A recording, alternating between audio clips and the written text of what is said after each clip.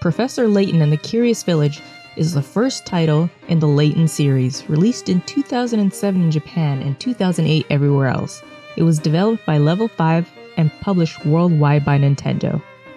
Curious Village received favorable reviews, with sites like 1UP saying, "The game's approach is much better than games where the puzzles are integrated into the environment." The AV Club gave it an A-, calling it a top-notch package that'll make you love puzzles as much as the game's designers. There are also some not-so-favorable reviews, like Game Informer noted that while the player is given numerous small puzzles to solve, the mysteries of the main plot are solved for the player. The game was noted to have little replay value once all the puzzles are solved, and there's no point in playing it again if you've solved all of them. Which I do have to agree with, but the main mystery being solved for the player, I feel, personally, is incorrect. It's by solving the small puzzles that you contribute to the overall mystery. Professor Layton and the Curious Village was awarded the Best Handheld Game of 2008 by Spike's Video Game Awards. Man, those were a long time ago. I used to watch those. Best Nintendo DS Game in 2008 by GameSpy, and the 10th best game overall of 2008 by GameSpy. In March 2009, it was awarded Best Handheld Award at the British Video Game Awards. It was also nominated for the Best Puzzle Game on the Nintendo DS in IGN's 2008 Video Game Awards, and for a Children's BAFTA in the Best Video Game Awards category in 2008. This game won a lot of awards, if you can't tell. It also won Best Game DS Game in 2008 on Giant Bomb, 15th Best Game in 2008 overall by Eurogamer. It also won Best Puzzle Game of the Year award by Nintendo Power Magazine. And in February 2009, Professor Layton and the Curious Village was awarded the Aggie for the Best Console Handheld Adventure in the first award presented by the Adventure Gamers. It was also nominated for the Best Handheld Game of G4's G4ia? Yes, in 2008.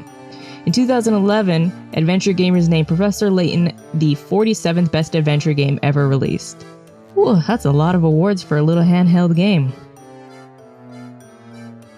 Kicking off the game, you see this cute, adorable little cutscene that introduces you to Luke and Professor Layton on their way to the town of Saint Mystere.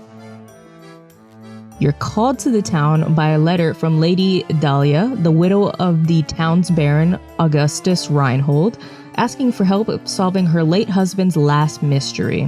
The man loved puzzles, apparently. Since the baron's passing, his last will states whoever solves the mystery of the golden apple will receive his entire fortune. The professor and Luke are brought in to finally solve the mystery once and for all. But once in the town, a greater mystery hangs over this sleepy little place and its villagers. Strange noises from an ominous tower at the center of the village, missing villagers, watching eyes, and an unseen foe are all in store for the professor and Luke in Saint Mystere. The game has a few cutscenes, although not many.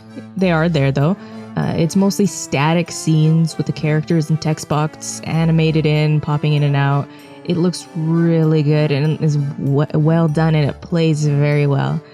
There's animations in the cutscenes, like I was saying. It's awesome. I wouldn't mind a Professor Layton anime, to be honest, and if there is one, please let me know because I want to watch it. And not just anime where somebody took out the cutscenes, but like an actual Professor Layton anime. I love that when you start the game, every single time it gives you a previously on recap in case, you haven't played in a while. I wish more games would do that. Give me a recap of, especially the games on that are live and they track how long you've been away. I would love for them to be, hey, we see it's been a month or 2 months, 3 months, 6 months since you played. Here's what you were doing last time, and maybe do like a quick control, recap as well. Because sometimes there's so many controls in games I forget. I simply love the art style and direction of this game. Each game area or screen area has a distinct feel. Even if it's just the alleyway scenes, each alleyway is different and has something unique about them. It's really hard not to love the art style here and almost everything else about this game.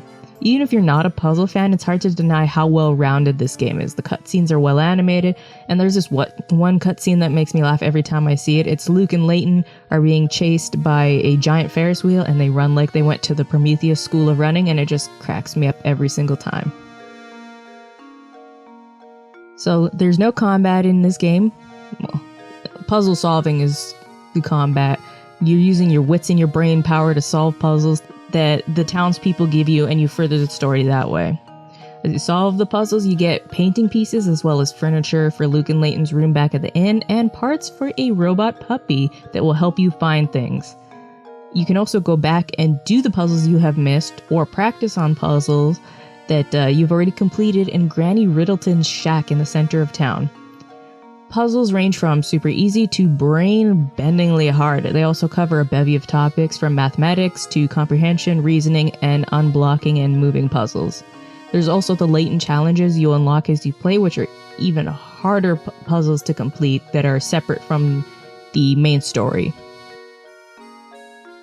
Right at the opening of this game, there is a cute little soundtrack that just sets the mood for the game. The entire soundtrack is a perfect fit. It blends well for the game, and I think it's just so cute and well done. There is voice acting in a few of the cutscenes, or voice acting in all the cutscenes. I don't know why I said a few. And there are little cutscenes that if you get the puzzle right or wrong, Luke or Layton will come on with a little "you did it" or "oh no" kind of thing. is delightfully charming. The sounds and overall animated cutscenes just fit really well within the game, and it's so cute. It has an overall like cheery Parisian European feel to them. So this is a complete point and look stylus game. It's a lot of fun in a cute little package, at least for me it was, because I'm a sucker for a good point and click puzzle game. This is a smart puzzle game, while not a genre I visit very often, because let's face it, a lot of puzzle games get, especially with the big titles coming out, get stomped down. I think the only big puzzle game that I can think of off the top of my head recently that does well is Tomb Raider, and even that's not a puzzle game. The newer ones aren't at least. I will not lie though, I had to use a walkthrough for this game because some of the puzzles did leave me stumped, and I didn't want to like accidentally miss anything. I know you can come back, but, you know, I try to get as much as I can through one playthrough. Because then it's still new, it's still fresh. Everything's like, you got those objective glasses on and you're like, ooh, this is nice. If you have to play through it a second time, you might not enjoy it.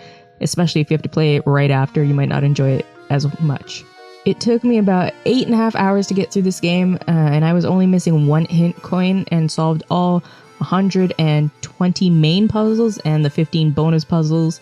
I feel like some of the puzzles were up to chance, especially if you didn't have enough hint coins or you couldn't find all the information. Maybe that was just me. Professor Layton and Luke are just so cute, and I can see how this game, just from the look of it, would be overlooked as a kid's game, but it's not. It's a brain bender. The story really hooked me in there. There's various mysteries alongside the main quest of finding the golden apple. It had me anxious to see what the mystery was at the end, and kept me hooked and waiting to see how each and every plot thread ended. Although I will partially agree with the critics in that you don't really solve a lot of the mysteries on your own, but you kind of do at the same time. It's the solving of the smaller mysteries that add to the big finish. You can miss clues somehow, but it's almost always laid out for you. It's a weird balance I'm finding myself at. I love the little collections in games of gathering the painting parts, gizmo parts, and furniture for Luke and Layton's room. There's so much to do, but it never felt overwhelming. Maybe it's because I had a walkthrough with me, but it was a ton of fun. I didn't get caught up in the collectibles and finish everything. Like, a game that gets me anxious just thinking about it is Ghost Recon Wildlands. There's so much to do in that game. I don't know if I will ever finish that game, to be honest. Like, I'm not going for 100%. I'm just trying to get the best ending, and there's so much to do that is just, it gives me anxiety just thinking about it. I'm mad at myself for passing these games up when they first came out, mainly because I didn't have a DS. I had, my PlayStation. Didn't need handheld consoles, and never got onto the Layton train. The Layton games are my type of game. the adventure point and click with a great story and writing.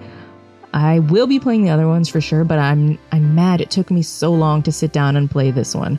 They're good, clean fun. The game engaged my brain more than most games I've been playing recently, but it wasn't a tedious task to do so. I had a lot of fun playing this. The story was fascinating. The characters are well thought out, and the art is awesome, and the puzzles are so enjoyable. I would definitely recommend this to anyone who loves puzzle games, loves adventure games, loves kind of like the anime-y style game, because it's not really anime, but it's so cute. Just this Professor Layton series, at least this one, I can't speak for the other ones,